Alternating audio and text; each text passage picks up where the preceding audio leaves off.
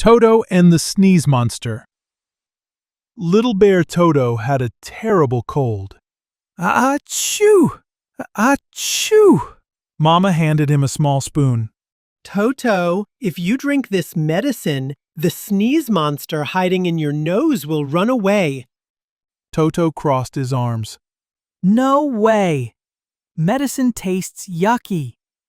Just then, Achoo! Achoo! a tiny voice echoed from inside his nose. Ha ha! I'm the sneeze monster.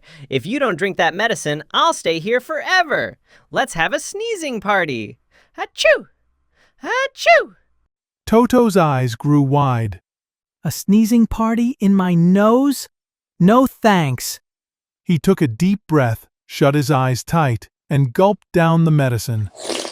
Ew, it's bitter. Suddenly, Ah! I'm melting! The medicine is too strong! Ah! the sneeze monster shrank, smaller and smaller, until it was gone. Mama smiled. See?